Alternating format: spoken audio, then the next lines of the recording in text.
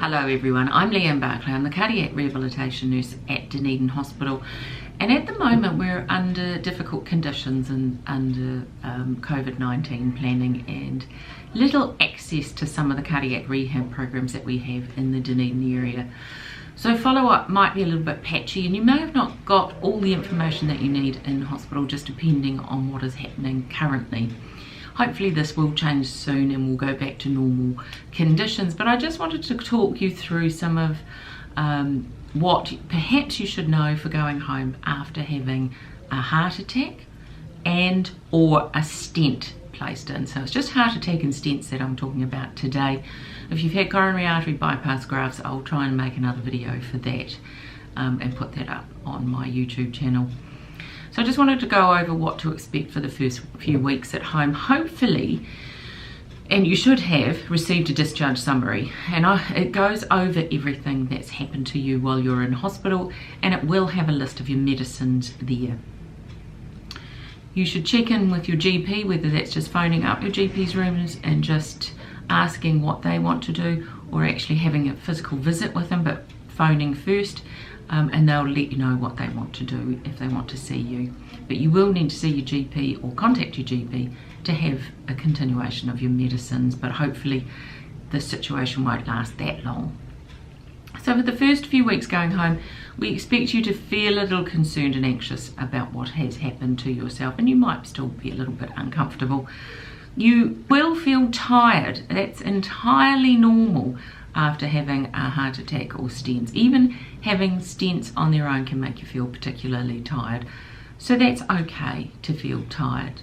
People do often expect that they'll feel much better, having a lot more energy to get on and do things, but that's not always the case.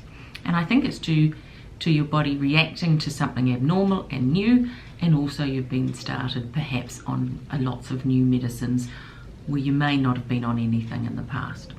It's to be expected that you feel tired. Well, I still want you to exercise as much as you can within your bubble. You can walk around in your neighbourhood, and how much exercise you do depends on how you're feeling. So you can walk as much as you like, as long as you're not getting tired. So walk on the flat at first. It could be 5 or 10 minutes, that's absolutely fine. But when you get home, or when you've finished your exercise, you should think that perhaps you could have done another 5 minutes, and that way you are rested and you've got a bit in reserve for next time. So that's how you would tackle your exercise.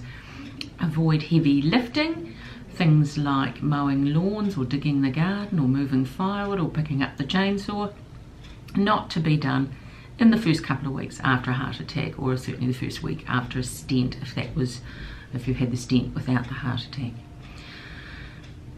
Even vacuum cleaning is a bit difficult at this stage. Give that to someone else. Now, you're not allowed to drive for 2 weeks after a heart attack. If you had a stent without a heart attack, and that should be documented on your discharge summary, you can drive after 48 hours. So if you've had a heart attack, it's 2 weeks, no driving. You may have been given a nitrolingual spray, a little thing called a GTN spray. It is for angina symptoms.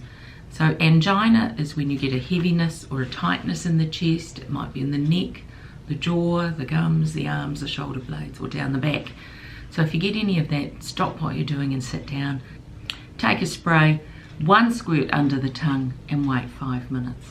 If the discomfort goes away, great, you can resume gentle activity. If not, use your spray again, wait another 5 minutes, and at the end of that second 5 minutes, if you've had no relief from your spray, what you should do is ring 111. And then you take another spray and wait for the ambulance to come and get you.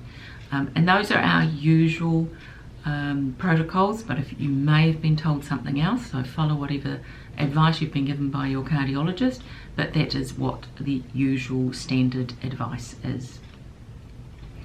However, remember, you might get some aches and pains from the stents. Sometimes people experience a bit of like a bruise feeling in the chest, and of course after a heart event you do tend to be a bit vigilant about everything that's going on in this area of your body, and it's normal to be more aware of what's happening. So a few aches and pains or fleeting sorts of discomforts are not to be concerned about. Paracetamol is good if you think it's related to your stent. If you think it's angina symptoms, you use your spray. If you're really not sure, you need to contact your GP. And if you're really not sure and things aren't right, you need to ring 111. It's also very common when you go home to feel a little bit moody or stressed or anxious. It will pass in time. Have good support people around you if you can. I know it's difficult at this time, but get out and about in the sunshine and get some exercise within your neighbourhood. The other thing I want to talk about is secondary prevention of heart disease. This is what you can do to look after yourself to stay well, and there may be some changes that you need to make when you go home.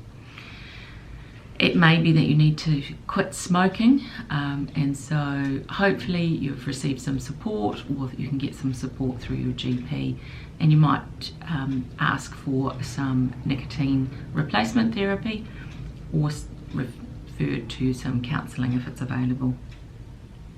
Taking your medicines is really important. This is the way that it's going to help you to stay well for longer, and you'll be on a bunch of medicines when you go home after a heart attack or a stent. You will be on aspirin. Aspirin makes your blood a little more slippery, and it's very useful, and you'll take that for the rest of your life. You will be on something called ticagrelor or clopidogrel, and these are antiplatelet medicines that make your blood a bit more slippery again and help to prevent the stent getting any blood clots on its coating.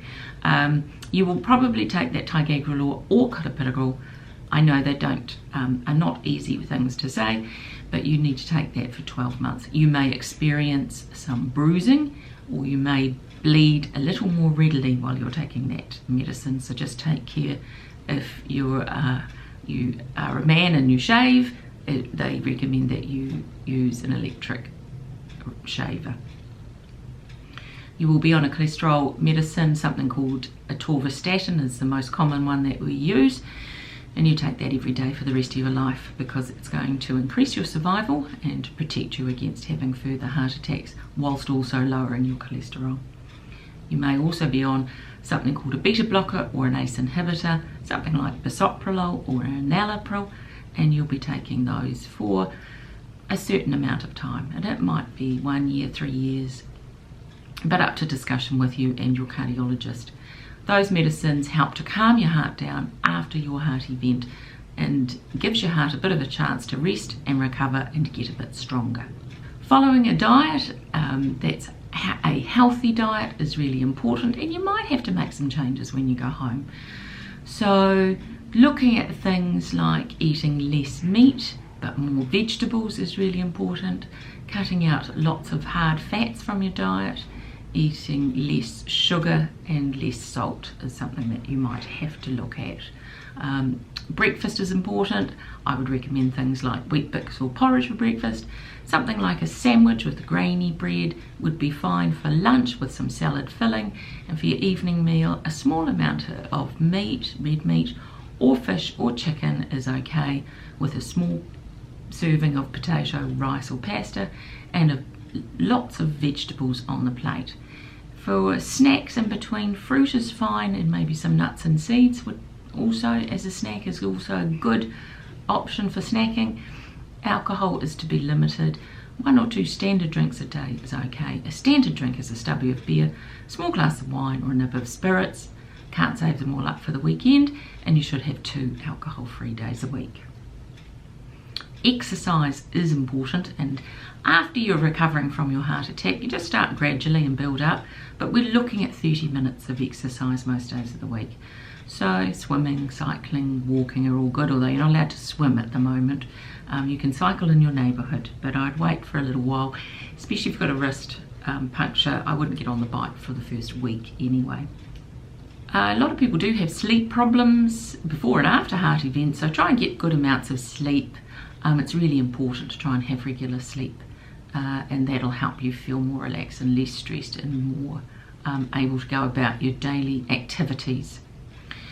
Look, that's about it. It's just a very brief run through on how to look after yourself when you go home after a heart attack during the COVID-19 precautions and alert that's on at the moment.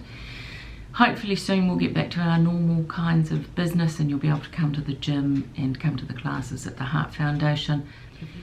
Thanks for watching. I hope this has been of benefit for you.